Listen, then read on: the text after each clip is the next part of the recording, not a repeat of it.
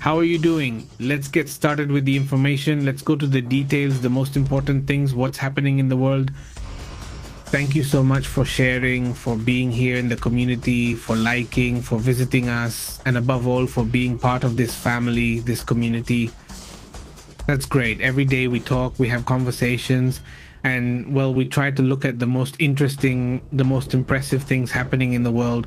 Let's get into the details. Let's start with this. Well, with this image. Right now, we're seeing an explosion that reportedly happened in Iran, another explosion being reported this time in a conflict that doesn't stop, that doesn't let up.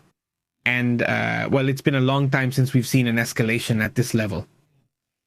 To everyone just joining us, thank you very much. I welcome you. And look, according to reports, a series of explosions is happening right now. Now, let's see if the type of missile they're using gets confirmed, because they say the ground shook when these explosions hit.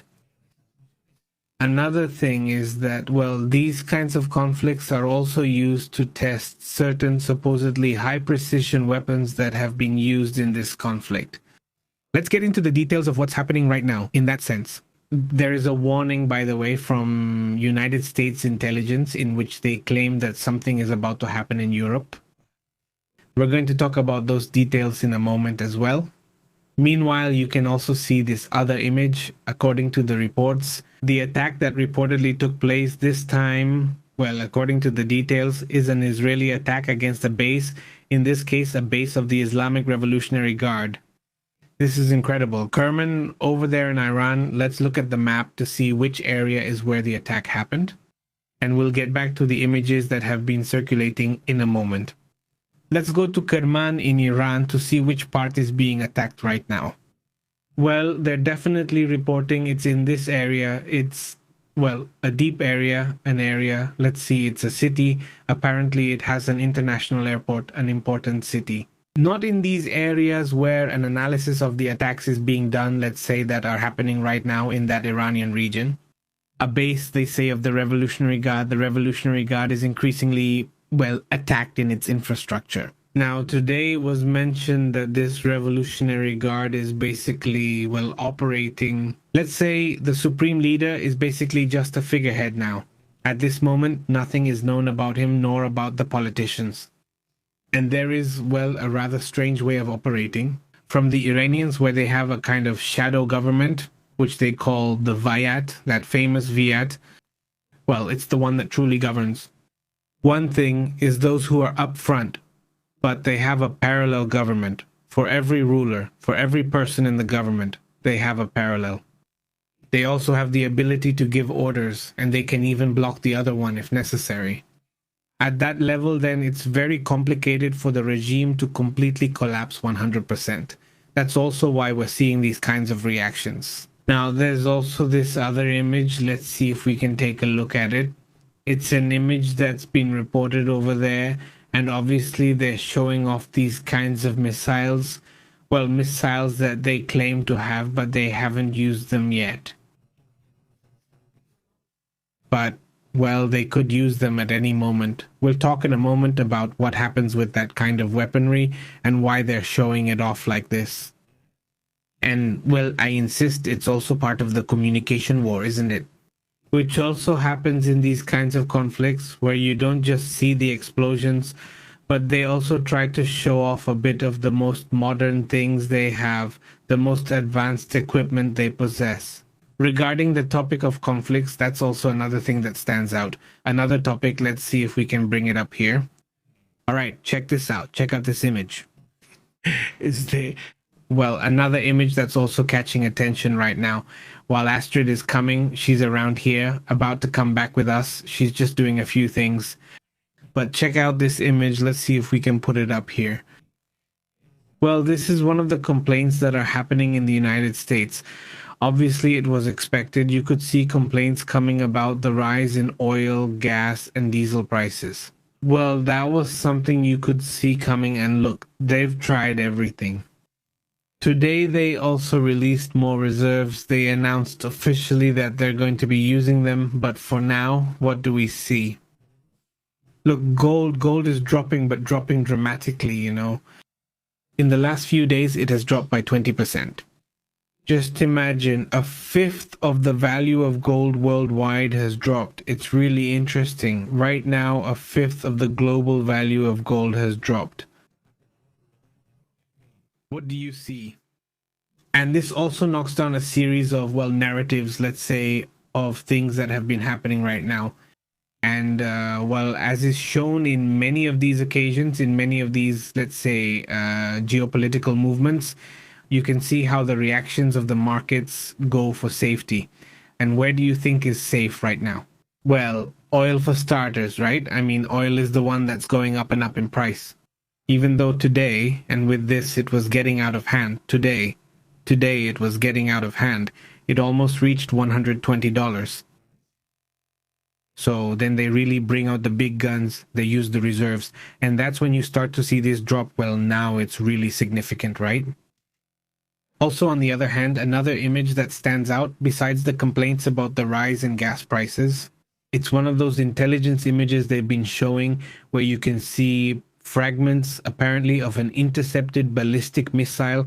This is an Iranian ballistic missile, according to the reports. Let's see if we can catch a glimpse of it over there. Look, it's just impressive, isn't it? Pieces falling there. Extremely dangerous. Obviously, they've been telling people to get into the shelters. According to the reports, images recorded tonight show what? A fragment of an intercepted ballistic missile launched by Iran almost hit a person who was recording that video on a street in Haifa in northern Israel. There it is. Look at the pieces. It's extremely dangerous, obviously, and this isn't the first time we've seen this in recent days. Right, they've been showing a bit of these kinds of situations, haven't they? What do you think? Well, it's dangerous for people to dare to be out there, honestly, because a piece of that isn't just a little piece, it's a huge chunk. It's a big piece. And at a really fast speed. Of course, free fall. Just imagine, yes, super dangerous, but well, something happens to humans. It's impressive. Something happens to humans. Curiosity, right? No, I don't think it's curiosity, no, because honestly, it's impressive to see footage of people in the bars recording, the drones recording. Do you get used to it or what? I think people get used to it. Yeah, you lose your fear, but not of this. And in many cases, well, for less, people hide, right? I mean, now we really have to be alert to what's coming because this issue is serious. I mean, the issue of getting used to a conflict, an armed conflict. Haven't we seen it also in Ukraine, for example, not in Russia, but especially in Ukraine? They're constantly being bombed, and they go to the shelter and everything. But they already bring their instrument, their music. I mean, they try to have a good time as much as possible. Isn't it impressive how people adapt in this situation? Another thing that stands out is this image. It has been reported that the United States is currently deploying 10 Warthogs Apache helicopters and 5,000-pound bunker-busting munitions. Well, they say this could be a preparation. We'll talk about it in a moment for the next phase. Something strange is happening in the Strait of Hormuz and in that region. It seems like something might be about to happen soon. We'll also talk about that topic. Another image that has also been surprising in recent days is the hearings of politicians regarding the issue with Iran. In the end, that's democracy in the United States. And no matter how much Donald Trump suddenly wants to do whatever he wants, he has to be held accountable and his cabinet has to be held accountable. This time, suddenly, when they are held accountable, they make comments that can indirectly, let's say, reveal things that are also concerning for other countries. It has happened, for example, with Mexico, or it has also happened with other countries in Latin America, Asia, and this time, well, with Europe. According to United States intelligence, there is an alert in which they observe risks of possible or potential attacks. This, well, is for two main reasons, which are the war, obviously, that is happening, the polarization that has been generated among radical Muslim groups, and obviously the excessive migration that has occurred in recent years. Today, Macron's comment on this really caught my attention. Or how, well, now warning that they don't plan to do absolutely anything about the Strait of Hormuz issue. I mean, they're not going to get involved in the matter. What's more, they go on to criticize not only the Strait of Hormuz, but also the war in Iran, saying that it's a war that shouldn't have happened, and they're also criticizing. And the attacks on Lebanon, stating that those attacks are also illegal and shouldn't happen either.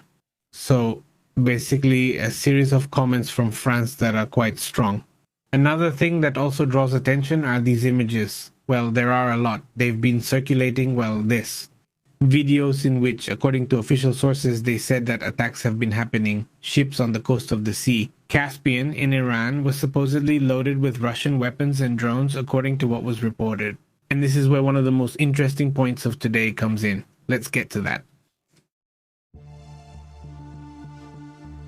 Notice that the involvement of Russia and the involvement of Iran in this conflict, both Russia and Iran, participating in the war with Ukraine like Russia, and participating in the war with Israel and with the United States. Well, today it was revealed that in Ukraine, the number of drones used by Russia has been decreasing, and it's strange that they're using fewer drones. Well, now it turns out that the Iranians would be receiving the same help they gave. They would be receiving drones from Russia, according to reports. And the number of drones that the Russians are sending to the Iranians, look, it's the other way around.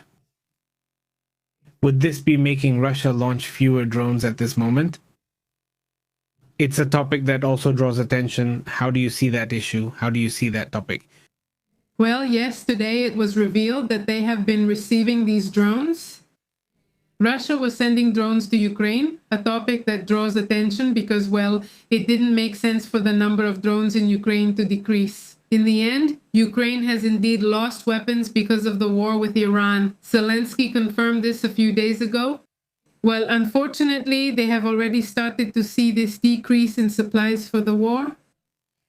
Well, Ukraine has said not to take attention away from the war that's happening on this side, because also there are movements from Russia regarding NATO and the Baltic issue. That's all. Today, earlier this morning, we reported on an interception carried out by Europe by NATO. In an entry into the territory over an island of Estonia, Russia flew one of those military planes, a Su-30. And, obviously that triggered the alarms because besides it had the transponder turned off, and also it wasn't responding by radio. I mean, it didn't have, let's say, any of the protocols required to fly near a country.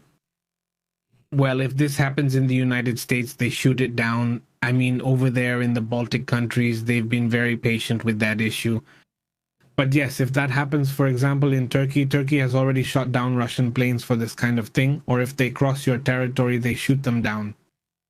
In the case of NATO, up until now, they have had a very flexible policy in that regard. They've let the Russians pass. Yes, they send them the plane and tell them not to cross. They called the charge d'affaires they have there in Estonia. Did they give him a scolding? Well, yes, but the point is that they keep doing it constantly. It's an issue that, at least up until now, hasn't stopped. Another thing that also caught my attention is that today there was a meeting between Sanai Takahashi and Donald Trump himself. They met face to face. What for? Precisely to talk about this issue that affects Japan a lot, which is the Strait of Hormuz, and which they wanted to negotiate about. Something that helps the United States bring order to this region of the world. The Prime Minister assured that she has asked the President of the United States to help resolve the limitation of maritime traffic in the Strait of Hormuz soon. Remember that Japan receives 90% of the oil they have or need from this area. And even though they have said that they have enough reserves to withstand it, the fact is that regardless, there is an impact on prices, and this also generates inflation. And also, when there is inflation, what happens with the producing countries? How? Like in the case of Japan, which produces technology, among other things. Well, people stop buying. Consumption decreases, and therefore they don't buy cars, they don't buy electronics. And all of this has a tremendous effect on Japan specifically. It's beyond that. This is something beyond oil, he says. Although the conversation was about other topics, also sensitive. However, they say there are decisions and actions they could take to try to, so to speak, free up the strait from weapons. But there was no clear commitment. It should be remembered that in the case of Japan, Article 9 of its constitution obliges them to be a pacifist country. By the way, this is an issue that Sanai Takahashi is trying to get enough internal political support for. Although she has a lot of support right now, it should be remembered that there were elections and Sanai Takahashi won them perfectly. She still needs even more congressmen to be able to make a constitutional change. That's not so easy. Even within her own party, there are people who don't agree, so she would have to convince them and then see if it's possible to change the famous Article 9 of the Japanese Constitution and no longer be a 100% pacifist country, but rather a country that could get involved in other international conflicts. Or, well, since these kinds of stories also take twists and turns, and right now, where a shift is happening from the Pentagon is precisely in the narrow area of what is being observed. Because of the movements we just mentioned to you of Apache helicopters and other aircraft, there's talk of another amphibious vehicle that's also heading there to the Middle East, another United States amphibious vehicle with more United States troops. So the calculation that the experts are making is there's a movement of troops. Will they try to free the strait or do something else? There are several theories which we discussed today. Watch the video if you can. There are 5 scenarios that are being observed. 5 scenarios, let's say, about why and where the troops would be deployed. I'm going to go to the final scenario, let's say, which is the scenario of positioning troops in different locations or carrying out a full-scale attack. If that attack happens, if the biggest scenario happens, it would basically mean going after all of Iran, not to conquer it, but to go and put an end to the regime. Very much in the style of Saddam Hussein, very much like, well, Afghanistan, although in Afghanistan, clearly it only worked halfway. Because yes, for a while there was a government there, but it was just a weak government, a government that couldn't sustain itself on its own. Even though they had support training and whatever else you want, right? In that case, the Taliban were more consistent in how they took back, let's say, took back in quotes, because they had never actually had the government. I mean, they didn't take anything back. They actually won the government because they had never really needed to govern completely before. There weren't other groups, there were other sectors, but with the war, the government got even weaker, paradoxically, right? So what could happen? That's why when people ask who wins the war or who is going to win the war, who knows, right? Because winning it isn't just about who shoots more, it's about who is more sustainable, who can keep this going longer, who achieves their objectives, and so on. No, right now they're in phase 2.5, as they say. A phase in which they took down the elites and almost destroyed all the military infrastructure. So phase 2, what was it? Basically to remove the government so that phase 3 could happen and people would take their own initiative and finally overthrow them. Well, that hasn't happened yet. And unlike other countries, like, for example, Libya, no. When they take down this person, what's his name? Gaddafi, right? This country, unlike others, is a country with a culture, with preparation, with things more complex than the Taliban, right? I mean, everyone has their own style, whatever you want. But if there's something Iran is known for, it's that it has good universities, a lot of young people, a lot of preparation. And that's not all. I'm referring to the preparation of the people who have protested and who are against the regime, as well as the people who are within the regime. I mean, you can see this, well, from even despite how forceful the attacks have been. I mean, well, they've been forceful and they've also been reacting in a strong way too, right? So that's an issue that continues to be important. Another issue within this conflict is what's happening with United States intelligence. Let's talk about that.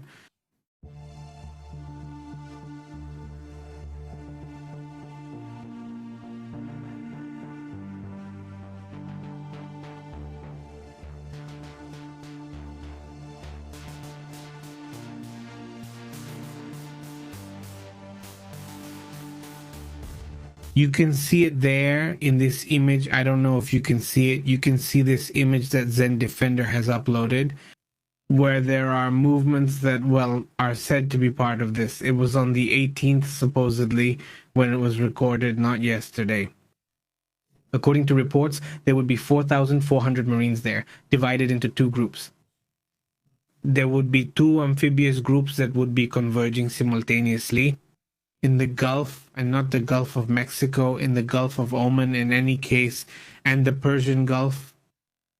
I have my doubts that they will go that far, but if they do, well, we would be talking about this conflict taking an important turn.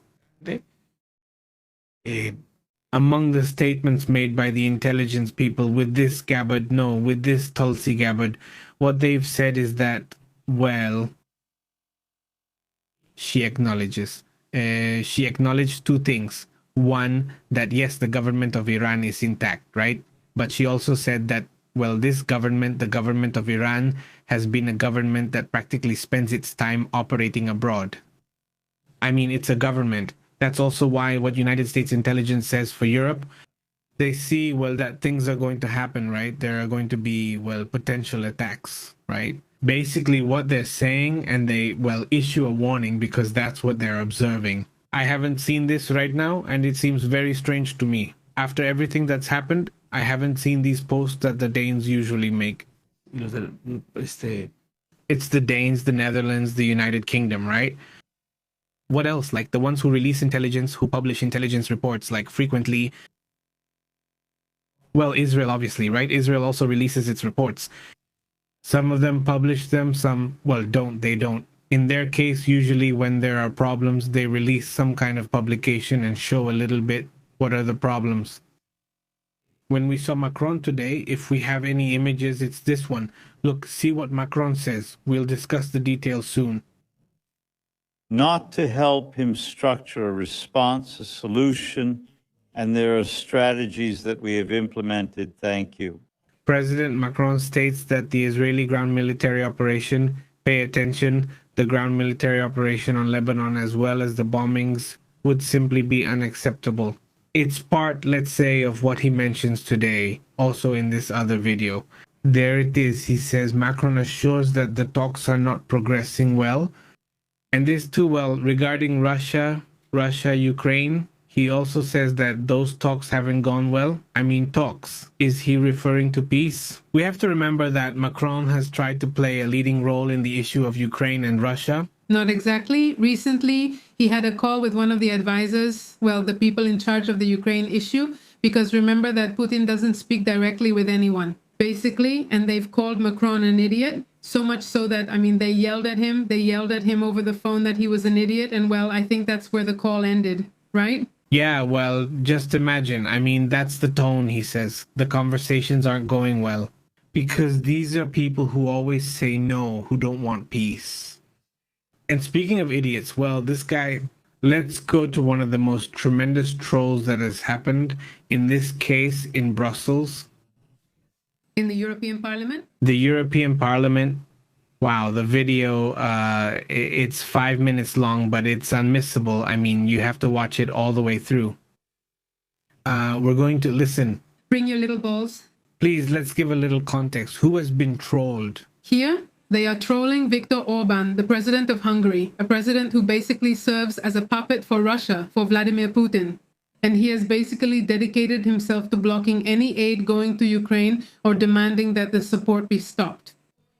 He is also said to have stolen a lot of money meant for his country, which came from the European Union. Yes, he has serious accusations of corruption and theft against him.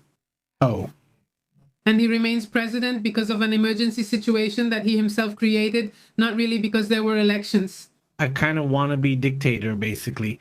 This Viktor Orbán, who, by the way, is close friends with Donald Trump. You can imagine they're alike. In this peace thing? This, just imagine, is a person who's part of this peace group in Gaza.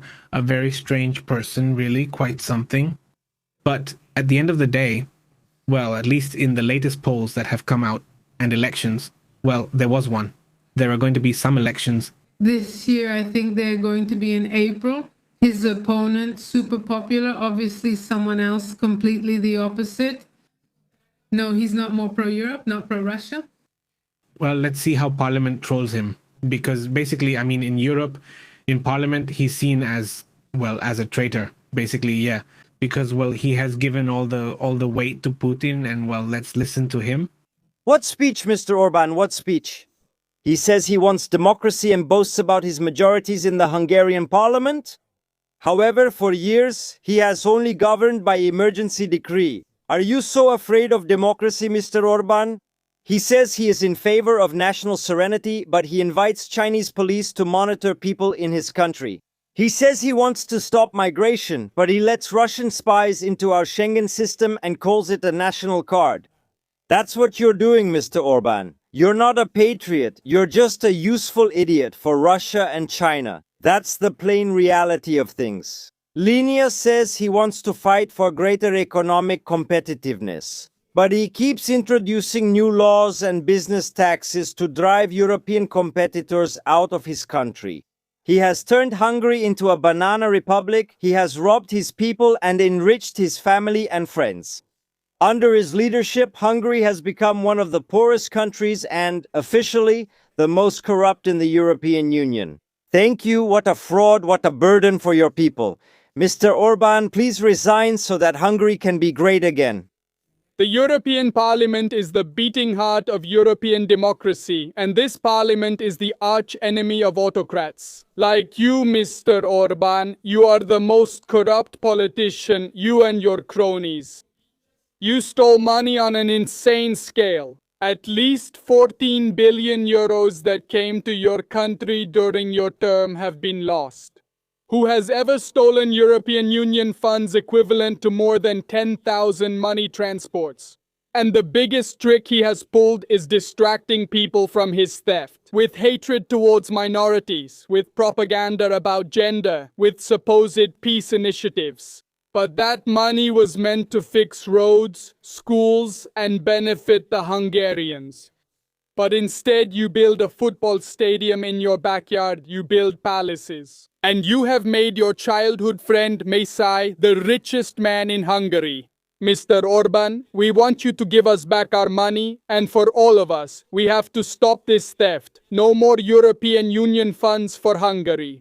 Let's take away his right to veto and stop inviting him here to this parliament. Instead, there should be a European arrest warrant, shouldn't there? Our House of Democracy has just served as a platform for Prime Minister Orbán's propaganda, because the truth does not serve his interests.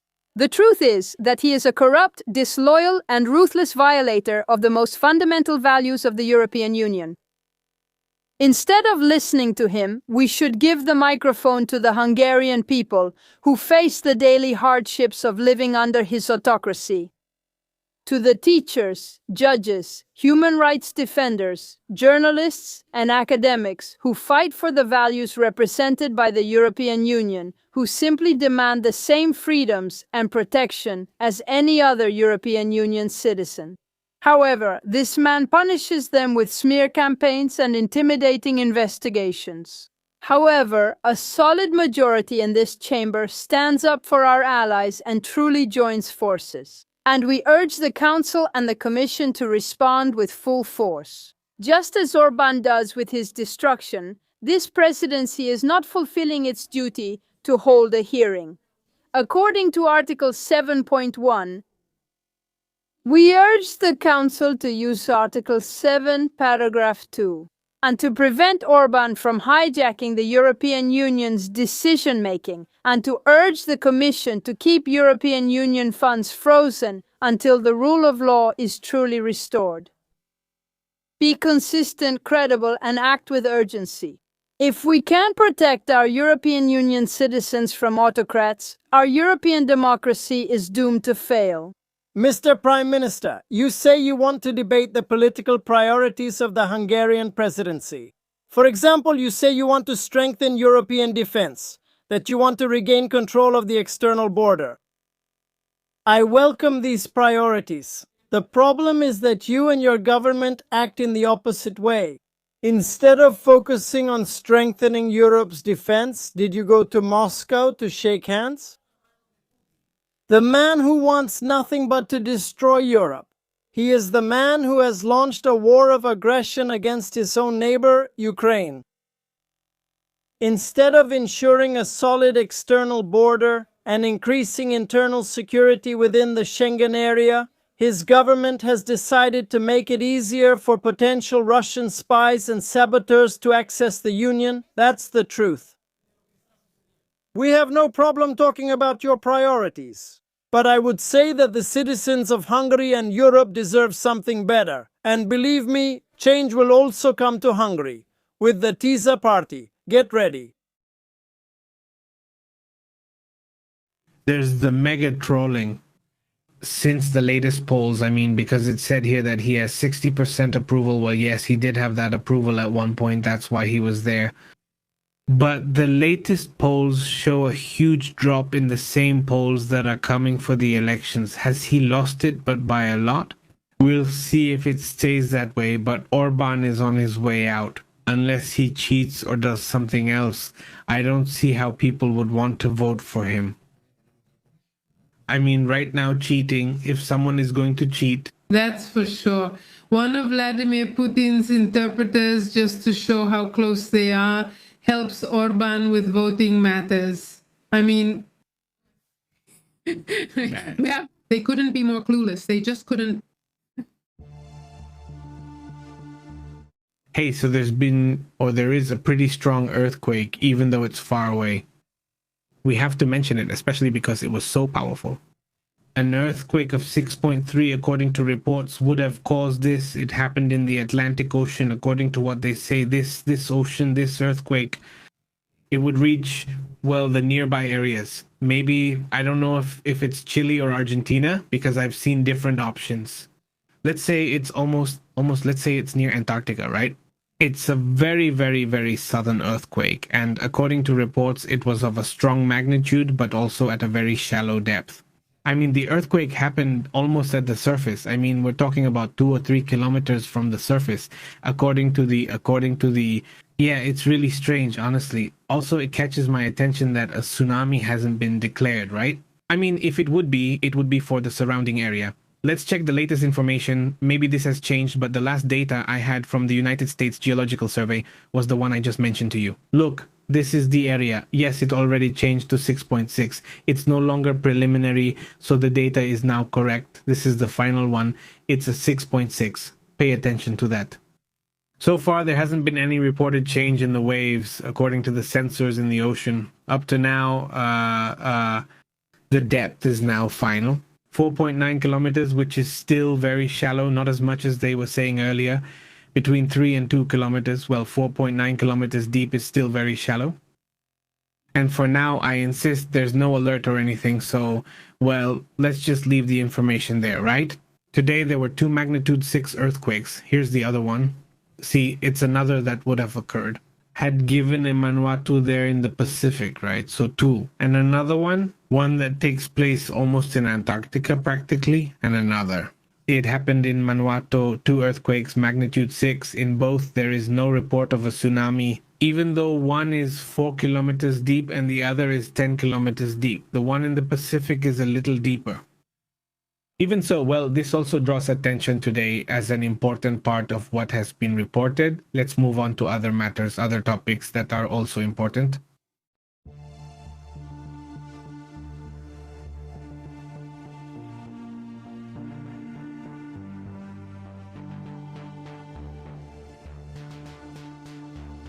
Meanwhile, listen, today there were a series of announcements made by Delcy Rodriguez in which it can be seen that she made changes, important changes. Within, let's say, the military, the Venezuelan military leadership, new chiefs were appointed in the Air Force, Navy, and militia. This reshapes the Venezuelan military leadership. The acting president dismissed the head of the Strategic Operational Command of the Bolivarian National Armed Forces, Domingo Hernandez Laez. She had already removed this Padrino. Lopez, I think it is, right? Yes, my Padrino Lopez. Right, and this one, well, the government of Venezuela appointed Royman Hernandez Briceño as the new general commander of the military aviation and Jorge Agüero Montes as the head of the navy, and Nayara Locubi Belmonte as the head of the militia. According to reports, this is being announced today, March 19th. It is not. It's important, right? They've been making these moves for several days now. This isn't the first time. Also, when they removed Maduro's front man, that's another person they got rid of. Something must be happening. Something is happening, right? Something is moving around there. Well, also, probably moves that have already been discussed with the United States, because we have to remember that the United States is very close to all these moves. Meanwhile, Trump keeps saying that he gets along really well with Delcy, which shows that this good relationship is also related to the way Delcy Rodriguez is operating, who, well, has appointed commanders, has made changes that also show she's solidifying her power, right? No sign that there will be elections, no sign that there will be any change or that the previous elections will be respected. That's clearly not happening, at least for now, right? Another big issue we have today. We also have the news that the United States is already investigating the F-35 issue, which is still unclear as to why it made this emergency landing. But it's really striking to remember that the F-35 has basically been sold as an indestructible plane that it's very hard to bring down. And well, according to two sources familiar with the matter, this F-35 fighter jet made an emergency landing at the United States Air Base in the Middle East. They believe it was hit by what they think was Iranian fire. The captain, his name is Tim Hawkins, is the spokesperson for the United States Central Command. He said that the fifth-generation stealth aircraft was carrying out a combat mission over Iran when it was forced to make an emergency landing. Hawkins adds that the aircraft landed without any problems, meaning nothing happened, and that this incident is being investigated because, well, on the day of, they tell Trump no one shoots at them and they enter as if it's their home through Iran. Exactly. And, well, there is an alleged image, but, well, it still hasn't been confirmed by the Iranians, where you can see where something hits an attack, artillery, I don't know, to the F-35, and then the plane, well, what it does is, well, turn back and make an emergency landing at a base. But how? And is the pilot okay and everything? But it does catch your attention. Well, how did they see it? Because in theory, these are stealth planes. They have a lot of defense systems, etc. So, well, you would have to set up a base there, supposedly, right? But anyway, that's part of what it is, you know. Yes. That's already part of what's happening. On that topic, let's also move on to other important matters. And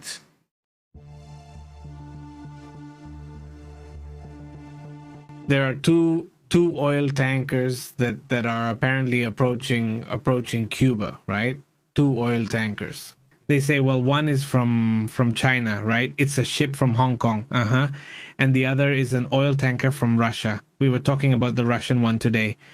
But maritime analysts say that the oil tankers are on their way to Cuba, one flying the Hong Kong flag and the other flying the Russian flag. One of them is already about to arrive in Cuba and the other is on its way. The oil tankers are named Seahorse and fly the Hong Kong flag. That's one that has never been seen making zigzags, not this Seahorse. We also talked about that today. But now what you see is that it's heading to Cuba. Apparently, it's not a journey that's going in that direction. We have to remember that, well, the idea is supposed to be, or the agreement in quotes, it's not that the oil that arrives in Cuba is official, like what Venezuela sends. Because now Venezuela can send oil to Cuba, but it's oil that has to arrive with certain usage restrictions. In this case, these are ships, at least in the Russian case, it's a ghost ship. Well, I don't know, honestly, who's gonna control the oil or anything like that, but at least they're trying. No, that's how it looks. No, I mean, that's what you can see. So far, nothing else has been mentioned in that sense. Let's move on to other matters, to other important topics.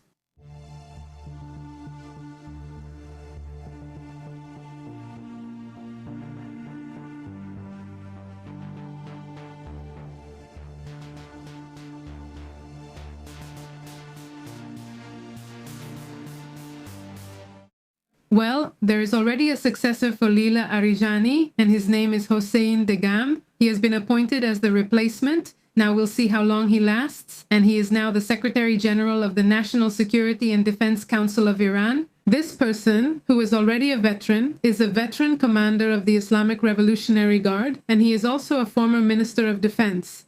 He has played a key role in Iran's military operations abroad. That is his main role, or rather, it was his main role.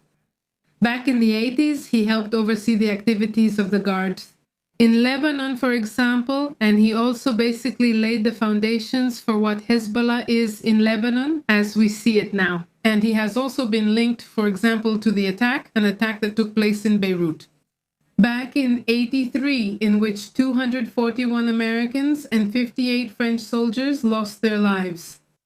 Well, let's see how long he lasts in this position. Well, Exactly. Let's give a big shout out to Patri. Greetings, Patri. And she comments the following. She says, why doesn't the United States seize the sanctioned Russian ship? It's very likely that they're going to seize it. You know, we have to remember that they've already seized several Russian ships in the same area. So it's very likely what they think is going to happen is that it could be seized, unless there's some kind of agreement with the United States. But it's very likely that they're going to end up seizing it. This has already happened with other ships, right? No. What stands out is that the ship is still there up to now. I mean, normally these ships end up going back. It's better when they see that the Americans are around because they're there, the Americans are still there. So let's wait, let's see if it arrives, if it doesn't arrive, and well, if it does arrive, it's because they let it arrive. Basically, no. I mean, because look, the ship comes alone, the ship comes alone.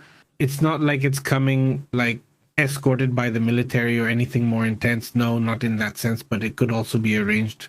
Another thing that stands out, well, this is here in Nuevo León, very close, by the way, to where we are broadcasting right now. No, look, it's the World Cup Stadium, not the BBVA Stadium. But this park is being built. What you see there, yes, it's a construction. What's under construction? It's a huge park that's right next to it, and well, they call it the water park. Honestly, I don't know. I haven't read about the project or what it's about, but the size does look impressive. From what I understand, like underneath, water is going to flow through or something like that, right? Yeah. And from what I understand, that water, besides looking nice, is also going to work as a kind of rainwater management system. And all of this for when there's a drought. I mean, I understand it's going to have a practical function for the city because sometimes these projects just look nice. but they're useless. But they're useless and they waste water, right? I mean, you say, well, hey, it's nice, right? It looks nice, but you're, in this case, at least according to what they've explained, we'll see, well, how it really is. The development, how is it done? But in theory, well, it would be done with that in mind, not like in this one. To have like a reserve, so to speak, of water, and at the same time for it to work as a park. Well, there it goes. It's not like from the outside. Because we should have learned from the drought. There is, besides, from the outside, we don't see anything. I mean, from the outside, at most, you see a bunch of cranes and a lot of people working, but I don't know why that park is right next to the stadium. It's very close, so you can't really see or appreciate it. Then when we saw the image, they sent it to me to show my dad how it's going, right? It says, progress of the day at the water park. This space is being created on one side. We should have learned from the World Cup, it says here. Well, of course, I definitely don't see how it could be ready for the World Cup. We really should have learned from the drought that's happening. But, well, maybe we're going to... It is... There's nothing left. Everything is just ahead now. But anyway, let's move on to other matters as well. Something else. Let's go to other topics.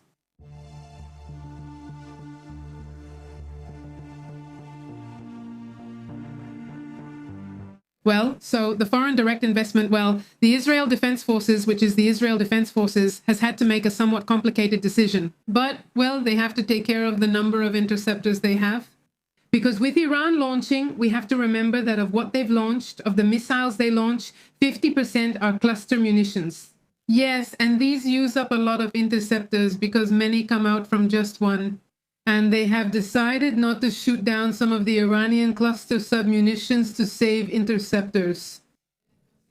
These days, we're going to see a bit more destruction inside Israel, in cars, in certain buildings, because they chose this, not that option. Okay, so the racism missiles, they're not going to defend against them with the RAU-3 system. Are they going to defend? Okay.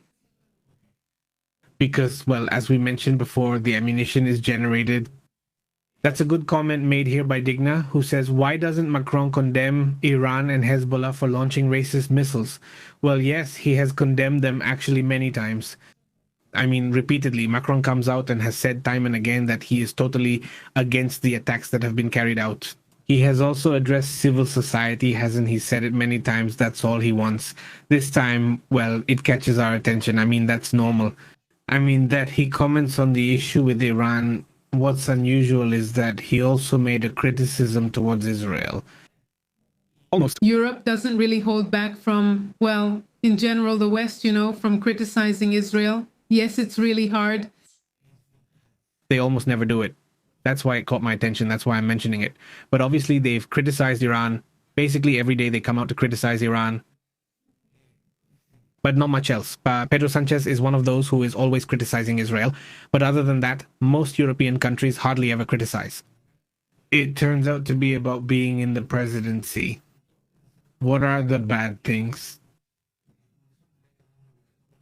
He was commenting, why? For me, this kind of mention has 2 or 3 levels of analysis, not just about Pedro Sanchez and what's happening in France. By the way, where are the countries with the most Shiites, and which countries, specifically France? When the Shiites start moving to Europe, they choose a country, France. So does France have a lot to do with that? And we have to remember that Hezbollah, specifically Hezbollah, the first country where it started operating outside the Middle East was France. Afterwards, they went to Uruguay, Paraguay, Brazil, all that southern area, Nicaragua, Venezuela, but France was the first country they were given. If you can, there are many biographies and many documentaries about how that terrorist group started. It would be good for you to check it out. It's super interesting because you can see how there was already a plan towards Europe.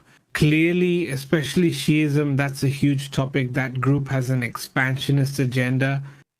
And that's why, well, this situation with Macron, for me, has that meaning, or like it also has internal pressures. I mean, for me, it gave me the feeling that he has to send this message because internally he also has a powder keg there that could cause them a lot of problems. Because still, No. Yes, Spain is heading that way too, more or less, yes. Because yes, when you have, who knows what percentage of your population maybe belongs to that group, well, yes. I mean, not that everyone is necessarily going to do that. But what about that group, Because Spanish intelligence is intelligence that is known to be very good. In the sense that they know, they really know where those groups are and all that. The thing is, well, they have to kind of balance the messages because if not, suddenly more crazy people start to show up. It's unfortunate that they have to do it that way, but well, I think that's also done a bit out of caution. No, yes, but anyway, let's move on to other interesting topics as well.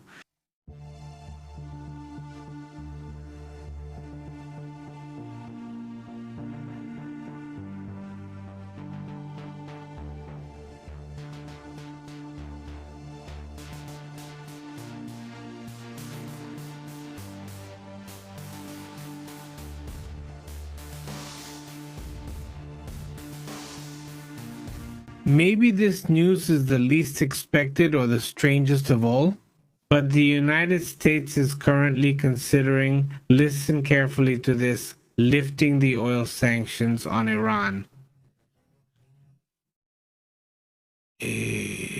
What's going on? Tell us, how is it? Well, right now, the United States is considering lifting or partially lifting the sanctions on Iranian oil. Well, with the possibility that oil could reach close to $200, right? Now Saudi Arabia is already estimating over $160. So, well, it's a danger. And, well, the Secretary of the Treasury today, Scott Bassett, brought this up, allowing the sale of up to 140 million barrels that are already at sea, that they are looking to increase. At sea, or that are at sea, yes, but not for new ones to come out. Yes, that's the measure. It's not about what's there. Same with Russia? Just like with Russia. Exactly, okay? They're trying to increase supply and temporarily lower prices.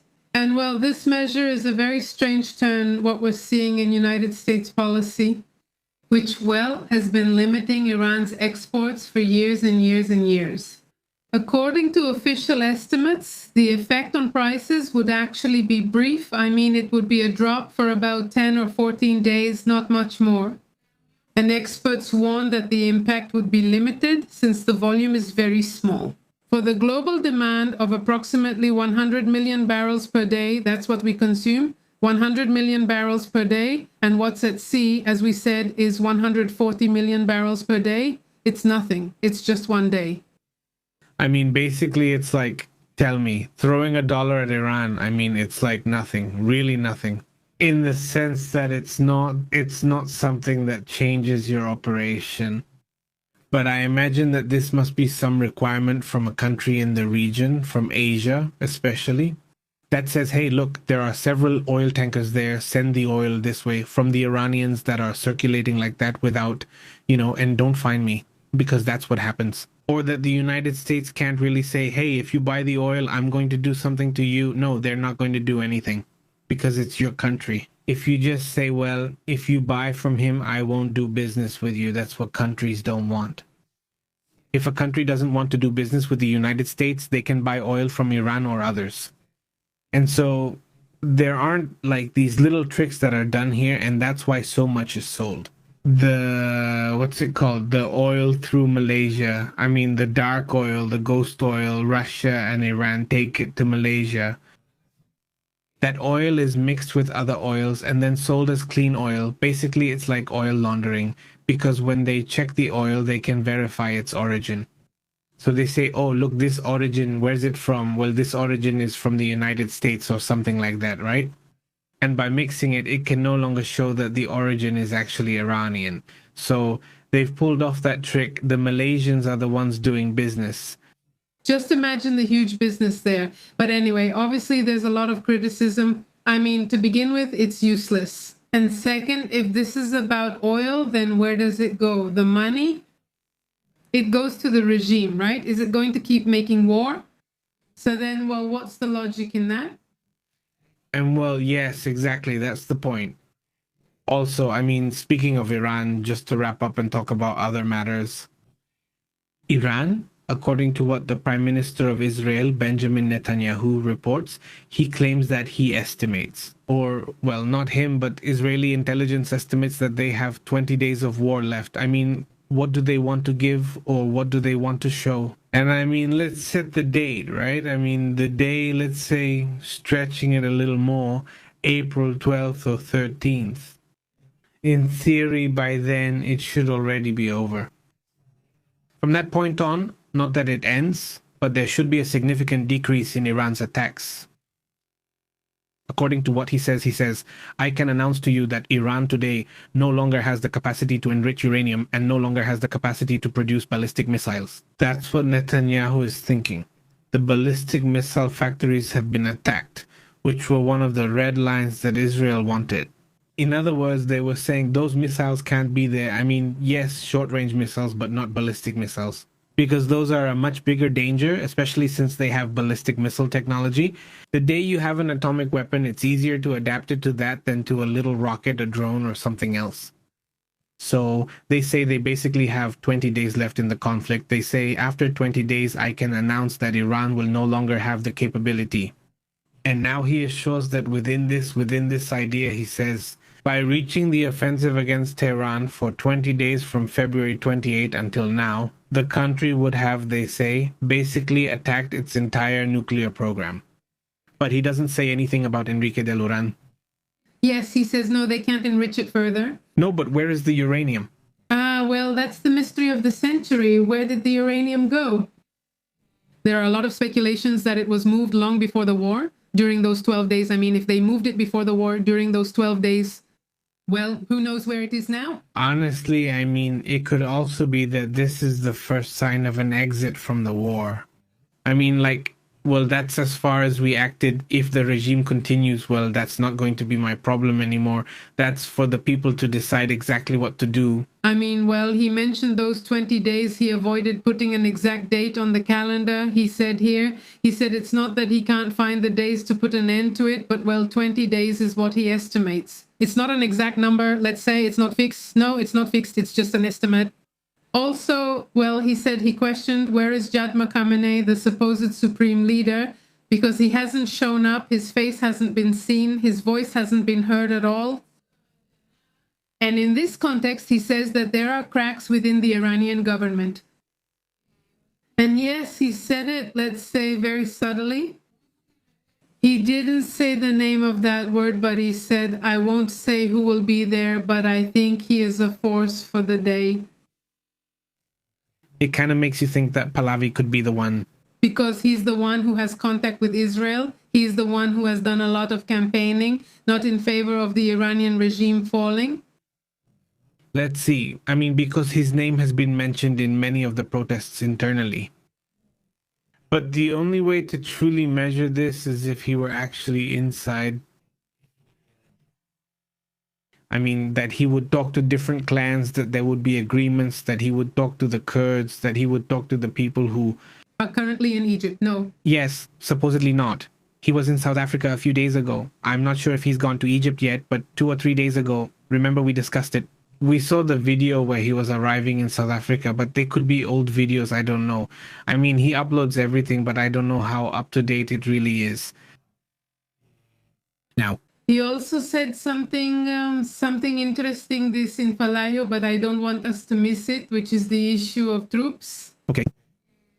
He didn't say it exactly like that, but he basically said that it's always necessary. It's not necessary to have ground troops. For certain movements, well, very specific ones, he said, there also has to be a ground component. There are many possibilities for that ground component, and I won't share them with you. Of course, he's not going to tell us today with so many people here. Well, obviously, actually, this one too. Trump stated that he had no plans for the United States to participate in an operation of this kind. But he says, I'm not going to tell you. If I did, I wouldn't say it. Of course, no. We shouldn't expect them to tell us. They're trying to see exactly, he says. The Kurds, they're arming them and not thinking too much about it, he says.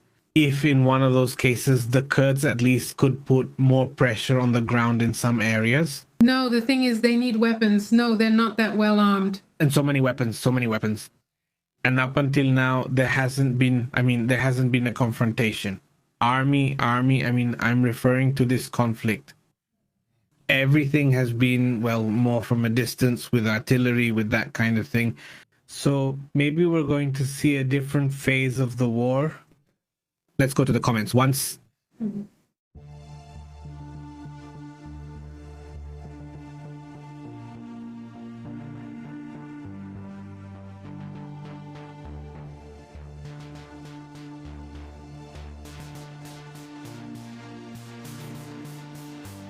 Well, a huge greeting to the whole community.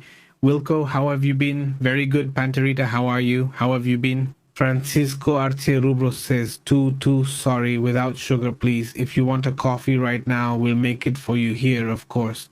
Greetings. Who else is around? That one closed on me. But he says, Mikhail says, the way it was, he says, you don't know that under the mountains, Mikhail says, greetings. An older woman who often bragged about her wealth. She says they have bunkers and cities under the mine. Impressive. The videos don't go beyond the subtle, also old. At least what they show is amazing. How much of that is left? Well, who knows? Because we have to remember that if their bunkers have been attacked, they've definitely been attacked with special weapons, with these extremely heavy bombs that are specifically made to break bunkers.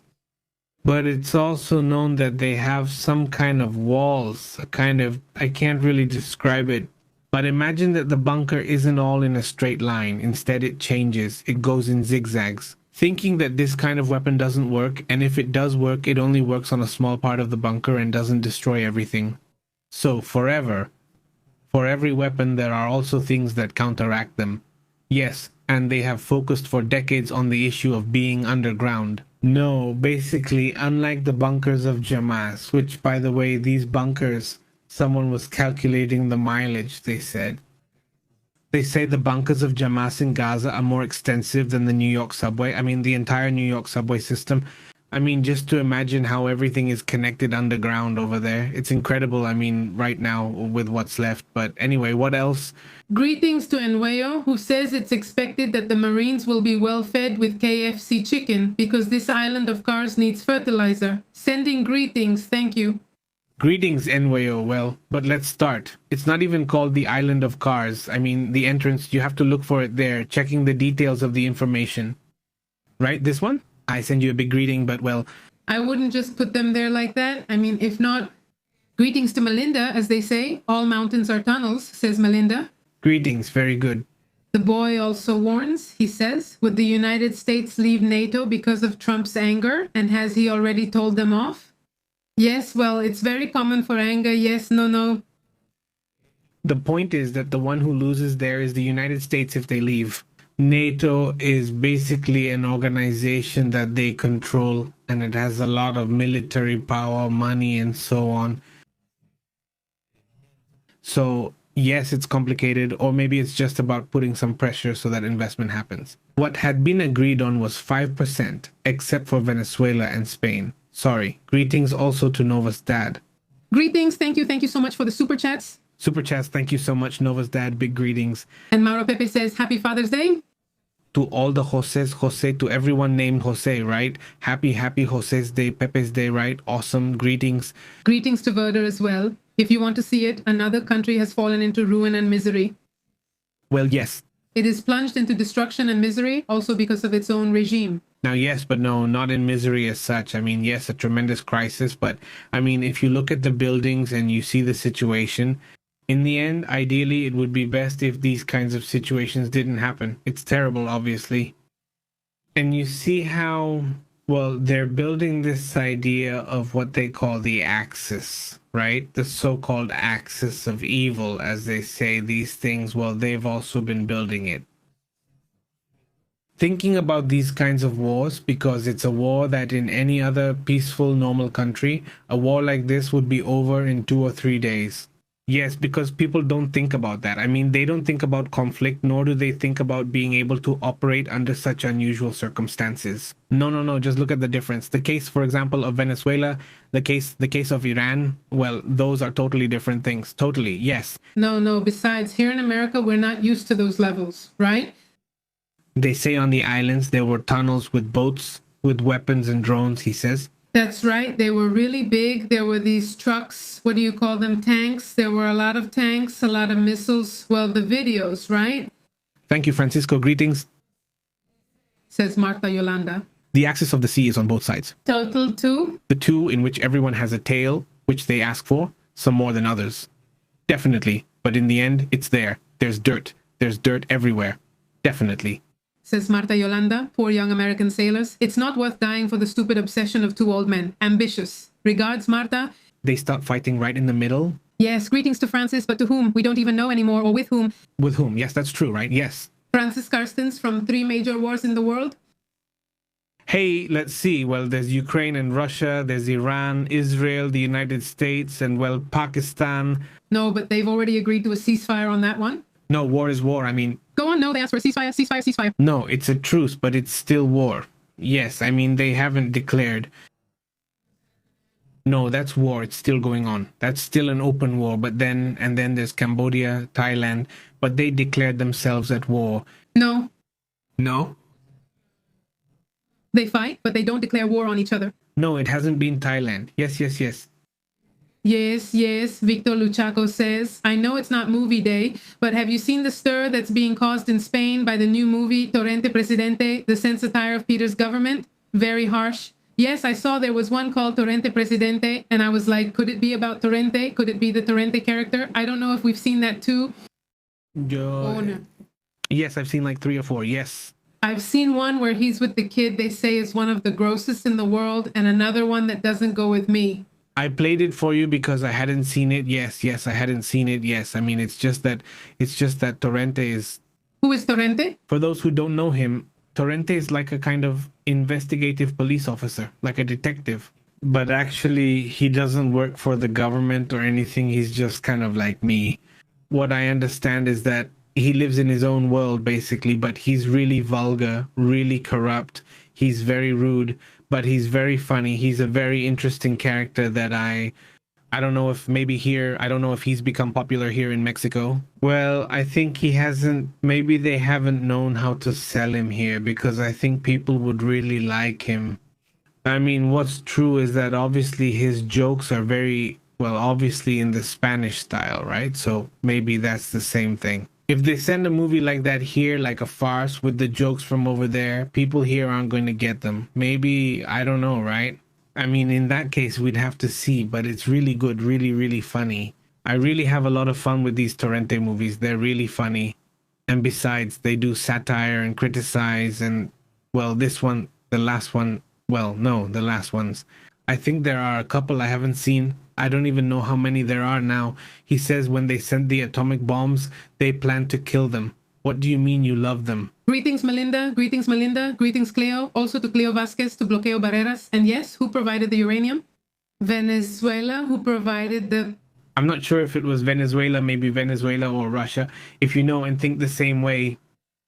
Also, one of the African countries as well. They have their, one thing is that they have uranium, and another thing is that they enrich it. They enrich it. So the thing with them is the enrichment capacity, which is concerning, he says. Cheers, Marcel. He says, cheers from the previous broadcast. Costa Rica isn't on the list of millionaires, but we are among the happiest countries. Yes, lots of money doesn't always mean happiness, pura vida. That's right, Marcela. No, well, you're always on the list of the happiest countries. And this one always stands out within this part of the world, of the continent. Yes, neither Canada nor the United States were there either. So in the continent, you're the only country that's in the top 10. Always greetings to Rubro, says Adrian Gilbert Torrente. You owe me 6,000 pesetas for whiskey. Haha. Greetings, Adrian. Greetings, Adrian, says Torrente in Marbella. Really great. There are several. I'll put one here at the house one day. Let's see. If he likes it, if he's into it, well, then I'll put on some others, right? Let's see. Let's do the experiment. He says, week off. Russia is always behind all of this. Cheers, week off. Cheers, week off. How have you been? Very good. Great health. Also very good. It's the whole community that watches us later. Dad Nueva, I don't know if he told a joke today or not. No sé porque no se me cortó the broadcast. Well, the chat is over. Cheers. Panterita. Cheers, Panterita. Very good. And stories, flags. Greetings. And what about the Sainoran delegates? I have been more loyal to Mrs. Adele. If not, where is she? She sold herself to the highest position. At least she didn't lose now because she gave for her teeth. For her teeth, but... And her relatives, her brother. Her relatives, just in case as well. Torrente... Marcela Riquelme, this is Marcela, and about 6. Okay. I did the experiment to give it to my dad before they made me, or I like this one. If he didn't love it, I mean, I said, no, I don't know. I thought he wasn't going to get it. The jokes. No, it wasn't new. Perfect. Here, it's a lot. That's why you always say, I don't understand them, because they speak really fast. Well, Torrente speaks very, very fast, and he throws in a lot of little jokes like that. But, well, yeah, I really liked it a lot, and I want to keep going, because I guess so. I hope you all like it here, and I imagine it's like a before. Here in Mexico, there was a group of police called the Judicial, and so, well, you could see them, and it was very easy to identify them. I mean, it was when the police weren't modernized, let's say, so they were these guys always wearing glasses, kind of chubby, with boots, but dressed formally, but with boots in old big cars.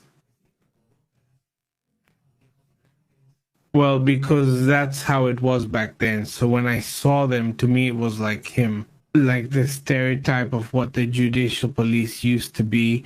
In every country, I imagine they all went through a similar phase.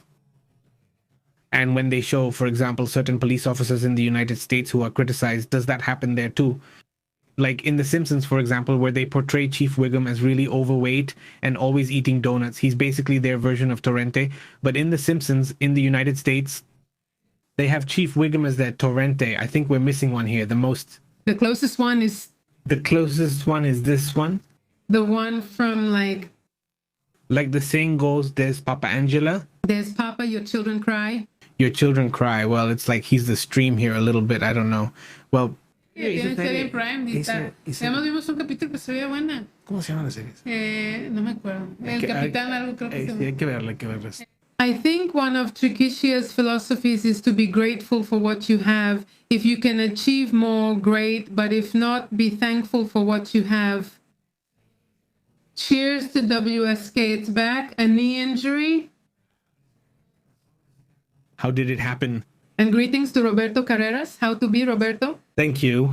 Greetings. He says, if they bring the cars, if they immediately identify them, those are the ones who also carry the big gun. But yes, Pero sí. Dice Adrian Giller, chécate en la It's a true story. A diver ran out of oxygen. Va. Okay. Greetings he says, greetings to Vicky. She's the last one who just got out 2 days ago. But with the issue of government corruption, it has become very famous. It talks about everything that's happening and criticizes leftists and others as well. Yes?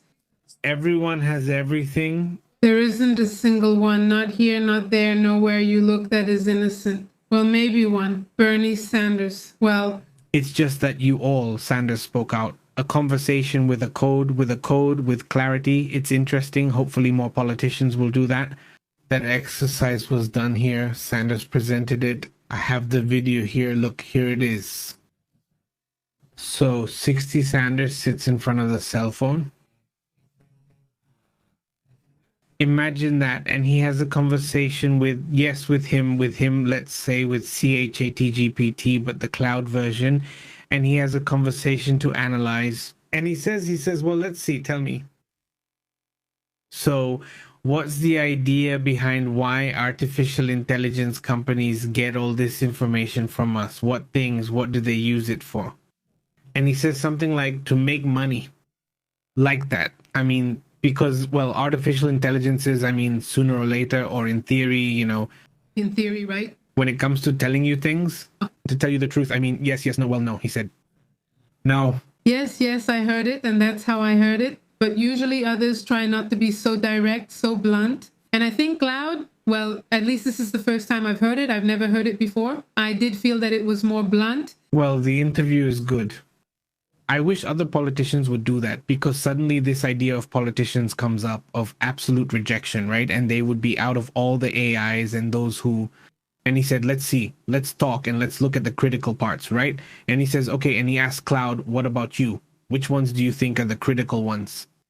The challenges of ideas for people's jobs. And well, he says the idea doesn't have this. And do you think he's aware? So, I mean, it's a criticism, but directly talking to him, to generative pre-trained transformer, really, to him, to the intelligence, right? I found this really interesting. I mean, sometimes that kind of criticism is missing, right? I mean, this, not denying. No, not just shutting yourself off, but opening up and debating, and then everyone can draw their own conclusions. Because here they're not telling you this is good or this is bad. It's just simple. What are the challenges and what can be done, right? I mean, for example, regulation to defend certain jobs, right? To defend, well, certain things that in the end could disappear. If there isn't enough care from the part that is, well, this information that, I mean, we're giving away to the companies. I mean, actually all the companies, in fact, it tells you right there. In the interview, it says, well, he didn't do it wrong, but in general, all the platforms, well, they analyze everything. They analyze, for example, you're looking at a page and you're scrolling through it like this, and they analyze, for example, everything down to the microseconds. If you scrolled up, if you scrolled down, if you did it quickly. So these companies have the ability to know exactly all our preferences. Are you that impulsive when it comes to buying? Is it the price, and is this person willing to pay more?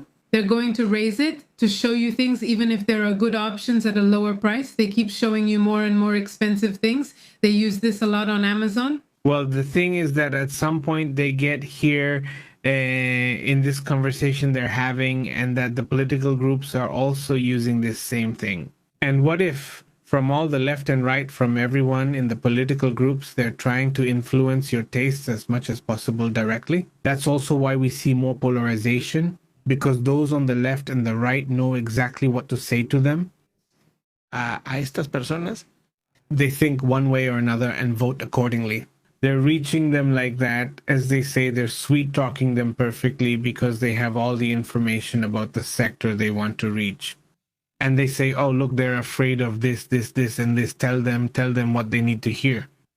And that's it. They've got them right here, not just in the palm of their hand. So these are things that are happening right now, but nobody is questioning them. There, it doesn't matter if it's right or left. What matters is regulation and understanding. It's starting, and people need to be aware. Thank you, Anna. Muchas gracias. Greetings. Thank you very much, because Anna has been supporting us for a long time. Thank you so much, Ana Felix. By the way, greetings. How have you been, Ofe Mendes? How have you been? Big greetings, Ofe. How's it going? The movie says Golpes a mi puerta, an old one from 1994 about the dictatorship. I'm eager to watch it, Marcela. Excellent. Knocks at my door. We're finishing the one about the movie No. Yes, right. And for me, the best shapewear, the glasses, the sunglasses that suit me best are the judicial type, the aviator ones. You know, that's true. I love them. Yes. They're cool. She says, Adrian, she says, is a former national police officer, a drunk from the fascist era. Is he really obsessed with his Atletica? Greetings. Also to the most inappropriate thing in the world. It's this one. What's the name of this torrente? And in this era, it's perfect. The character is more alive than ever. These kinds of characters are not necessary. This one, what else? Says Adrian. I'm not going to wait for you, but you're going to freak out, says Felix Serraza. Here in Chihuahua, there are ministerial police, investigators. Greetings to Sri Pepe. You can recognize them even in Chile, Colorado, with dark glasses, the classic move. Go ahead. So you don't see where they're coming from? Thanks. I'm going to see what Adrian said on Twitch, okay? I'll check it out. Yeah, I'll check it out to see if it's possible to stream over there at the same time. I mean, I know it's possible. Actually, when we do the short streams especially, we'll try it that way to see what happens. And then if it works, we'll do it for the longer streams too. We did a test. Well, we've been streaming the short ones. We're live on Facebook too, but only the short ones, not the long ones. Because sometimes when we streamed like that, there was, a voice delay and some issues. So we should do some tests later to see if that works well. The comment says, yesterday I already put my mom in her new grave. Oh, I'm glad that got resolved. Anna, do you remember? She had. The problem how curious, I don't understand how that works. I mean, like the space, but anyway, I'm glad it's solved. He sends you a big greeting, he says. We'll change the name to Santa Ana of the memberships, he says.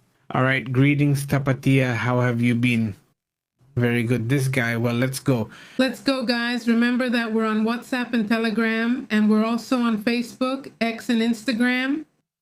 He says, greetings from Venezuela, he says, waiting here, that with this money coming in from oil to Trump Street, Delcy should give a decent salary, he says. Alan Ree, how have you been, Alan Ree? Greetings, Ofe, Anna, Adrian, to the whole community, awesome, he says. Of course, if you can, you'll get more followers.